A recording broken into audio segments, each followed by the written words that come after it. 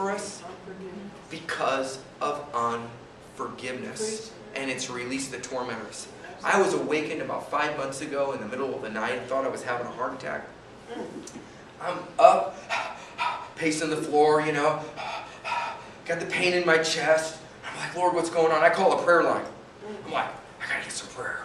Either that or I gotta go to the emergency room. I don't really preach that. Okay, I gotta live my faith. I'm like, okay, but I'm feeling like I'm gonna die. I mean, I'm clammy, I'm about to pass out.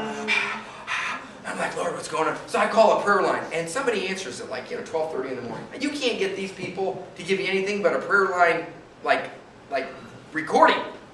And I get a real person. I don't know if it's an angel or what. I'm like, I'm being really calm.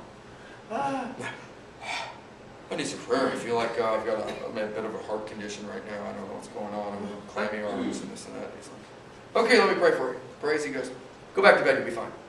Bless you, Click. I'm like, I don't feel any different. I'm like, but I know the ministry. They have people of God. They hear from heaven. I'm like, and I'm like, okay. So I'm laying down, and I'm like, okay, I try to go to bed, and I did feel just a little bit better. Like the main thing just kind of like lifted off me. The truth will kind of set you free.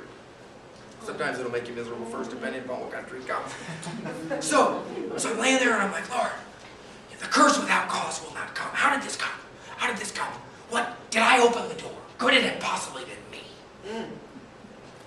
Duh. Duh. Yeah. Was it witchcraft? Maybe, but you opened the door. How did your hand get burned? I don't know. Where did it get burned at? On a hot stove. Well, who put your hand there?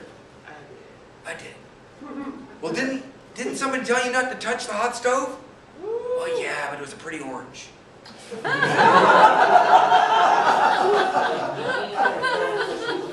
I called a friend of mine one day, and he tells me about this invention he makes. I won't tell you what it is, and I'm like, what? You invented that? And he says to me, he goes, yeah. He goes, isn't that amazing? I'm like, you think God gave you that idea? Oh, man. And he says to me, he says, I'm an inventor, and I'm like, God did not give you that idea. Oh. And I said to him, where are you going to market that thing? He said, well, I had to go on some kind of sites I wouldn't normally go to market it. Yeah. I'm like, yeah? I said, that's not God. I said, so how long have you spent on those sites? Oh, Brother David, okay, I got addicted to pornography when I was trying to market my product. Wow.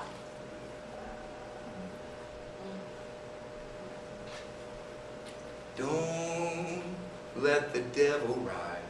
Yeah. Don't let the devil ride. 'Cause if you let him ride, you'll want to drive. Don't let him ride. Don't let him flag you down.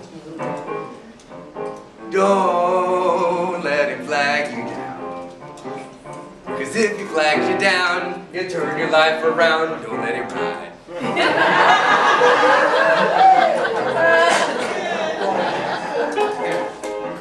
Don't let him in the car. 'Cause if he's in the car, he'll put you in the jar. Don't let him ride.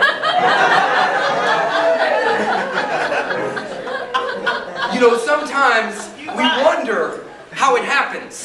So I'm laying in bed. And I'm like, the whole thing. I've got every symptom. Classic. Oh, and if I'd have gone to the hospital, oh, by the time they were done,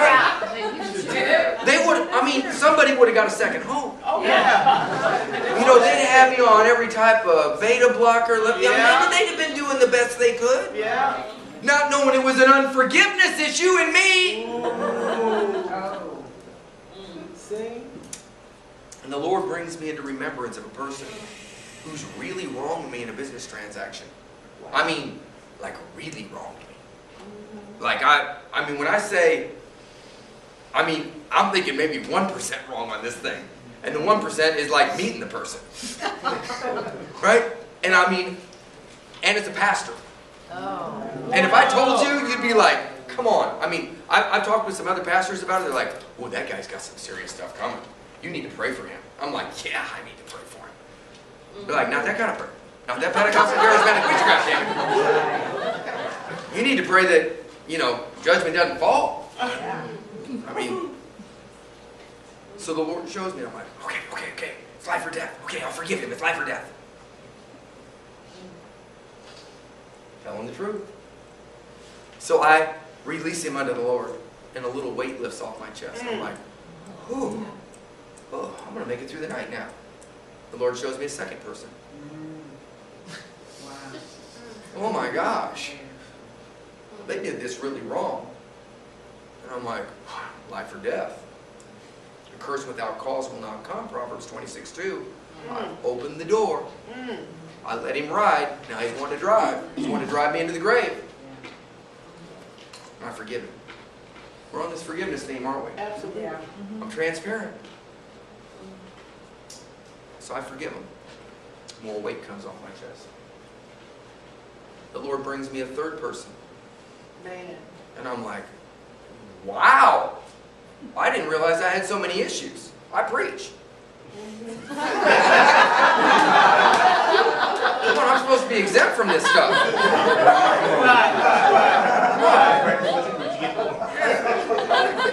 Come on, I'm in front of congregations. God's like, yeah, I'd like to put you in front of bigger congregations, but I can't with this stuff in your heart. Yeah. We limit ourselves.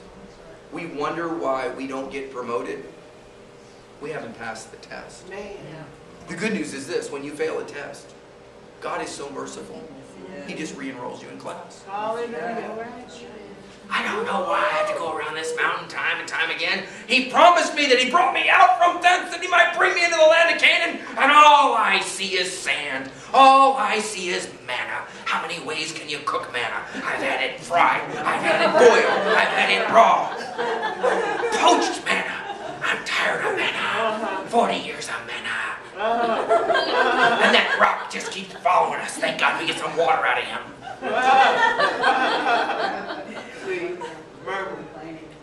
Murmuring and complaining.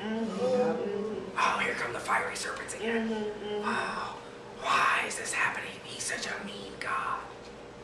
No, it's only an 11-day walk from Egypt to Canaan. Come on. But it took them 40 years. To get there. Because of whining, murmuring, complaining, unforgiveness, blaming God, tempting God 10 times in the wilderness. They limited the Holy One of Israel. Yes. God brings me the fourth person I have to forgive. I'm like, oh my gosh. But each one got easier. Lifts off my chest. Brings me the fifth one. Talk about the curse without cause will not come. The fifth one hadn't done anything wrong to me. But I'd taken on a burden to help them. Okay. Man of God, doing the best they can, very fruitful in the kingdom. But I'd taken on burdens beyond what God had told me to take on. Okay. And so I had unforgiveness towards somebody that I was helping and was very fruitful, but I took on more than the Lord told me to take on. I was angry at them. Didn't even want to take their calls. They hadn't done anything wrong. Oh my goodness. But I was angry at them because I agreed to do more than I had been assigned to. So I had to repent for my sin for agreeing to do something God didn't tell me to do because I was one who went, not one who sent. Wow. When you're sent, there's liberty, there's grace. When you went, you got to pay your own way. If IBM sends you, they pay. Wow. If you go and IBM hasn't told you to go, and you show up with your IBM credentials, it's a challenge. And you got to pay. You have to pay financially, you have to pay in your health. You have to pay in your relationships that are messed up. I was with some people last night. And one man had a dream and he was shown 10 people